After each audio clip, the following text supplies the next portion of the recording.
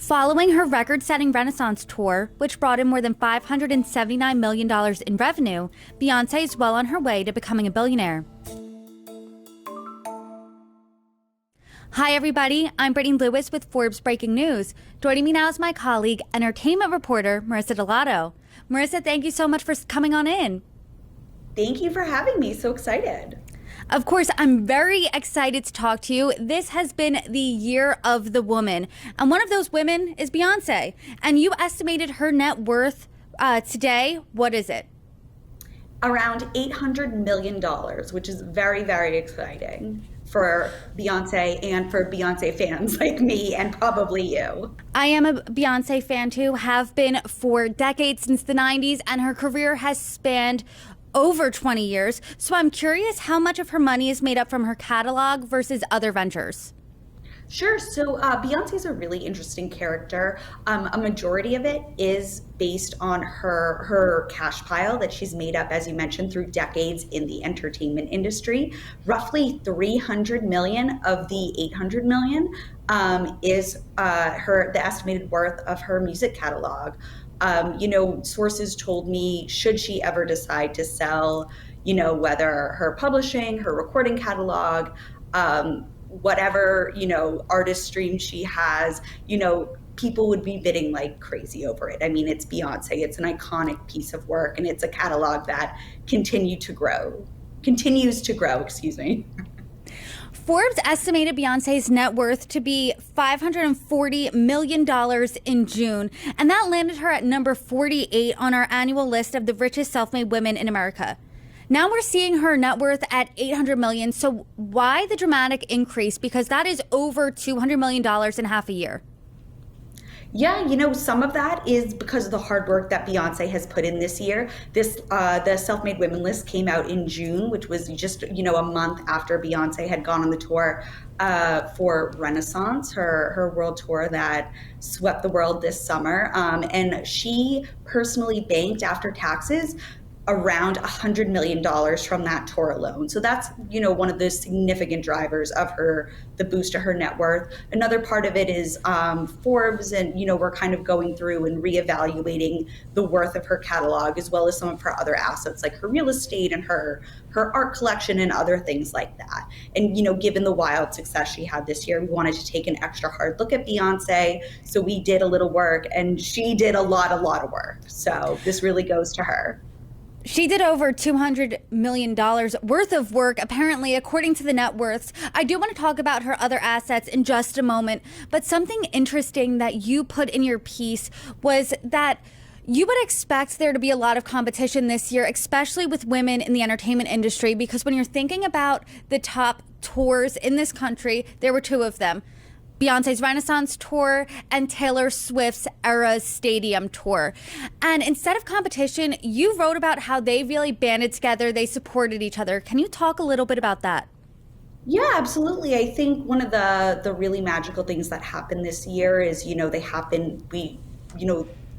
we couldn't get enough of women in entertainment. I mean, even on the film side, you see Barbie, we're seeing all these different projects that are happening all at the same time. And the fact that they're both able to succeed at once shows that there's, this competition that we see isn't competition. They're not working against each other. The more we're supporting one artist, we're supporting another.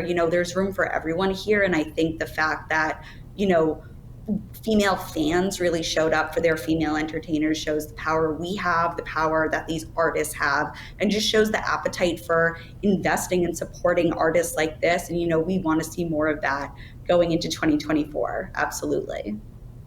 Beyonce has really been on the highest echelons of the entertainment world for years, and something that stuck out to me in your reporting is you quoted the vice president of A&R at Capitol Record, and he said this: breaking norms is what has made Beyonce so successful.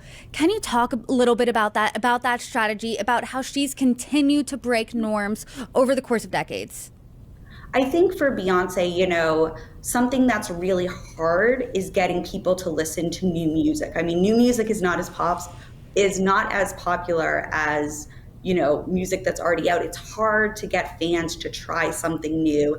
And something that happened with Beyonce, she just became at the top of the top. She could have sat there, she could have kept putting out that same pop R&B that she's always done. And over literally decades, she's decided, no, I'm not going to do that. I'm going to keep trying new things, which is a really genius business strategy. It's almost like entrepreneurial music. She's decided, she's gotten fans used to expecting something new. We're ready, we're comfortable listening to something new. We know it's coming from Beyonce and we know it's going to be incredible. And that's fantastic for her because she gets to try out all these different things artistically to try to push the envelope forward, to move the industry in certain directions. I mean, he told me, Carter, that, Beyonce is who he hears from his artists is their favorite artist. She really is such an influence on the industry, and that benefits everyone when we have, there's people who are help breaking people out of the box, breaking the industry out of the box. We benefit as fans because we get different kinds of sounds and music, and the artists get to benefit because they get to try new things. And for Beyonce, like I said, it's become like the marker to her success because we know to expect something new to from Beyonce, excuse me. We know we're ready for that and we're prepared, and that's great because there's no risk there for her. She's already mitigated the risk. We know we're ready for it, we're prepared. So for her to try something new, it's a staple at this point. It's genius, and that's what makes her Beyonce. She's incredible. And even when we're not prepared, I mean, I believe it was the Homecoming album that she dropped without warning, right? She's done this a few different times. I mean, she did it literally 10 years ago this week with her self-titled Beyonce visual album. I mean, she has that line, you were with that digital drop. And it's like, I do know where I was 10 years ago when that album came out with no warning. And with Homecoming, I mean, she could have that was just a Coachella performance. She could have just done, history of her career, all her top hits over 2 weekends, called it a day. Instead, she built this fantastic, detailed show about, historical Black colleges and universities. And, she changed all her songs and produced them to have horns and put out an album and a documentary. And she just took what would be a simple task for someone else, and she just did so much extra work and really took it to the extra mile, it's why Beyonce is Beyonce, because it's not that she doesn't even take no for an answer. She doesn't even just take yes she doesn't just understand the assignment, she changes the assignment. And it's amazing. It is amazing, and she's been an entrepreneur in the music space for years. She's an entrepreneur in other industries as well, and I want you to break them down because they are drivers of her net worth. Let's talk about fashion. For 2023, it's been kind of a mixed bag for Beyonce. Can you talk a little bit about that for us? Yeah, so Beyonce had this athleisure line, Ivy Park, for a few years. It started with Topshop and then it went to Adidas. And this year, her and Adidas decided to part ways. It was reported in the Wall Street Journal before that decision was publicly released that, the line was actually losing money for Adidas. They've decided to part ways. Whether that brand is revived in a different style or, a different iteration going forward, we don't know. But she did launch a collaboration with Balmain, Renaissance Couture, which again kind of speaks to her total vision of a project. Again, this wasn't just an album and a tour, it was a fashion style. I mean, she had this couture line, designed perfectly to complement her vision for this project. And it's what fans would often wear to the show, similar to, people would come to Taylor Swift shows in different eras. People came showing up as this Beyonce, silver, platinum, metallic, this vision that she had. And the fact that she can express herself in different mediums, I think is really fascinating. And, maybe, I don't know what how different projects are going to work out, and we'll see. But, Beyonce, her she's still creating nonetheless, which I think is kind of speaks to her. She just wants to put out, whether it's successful or not.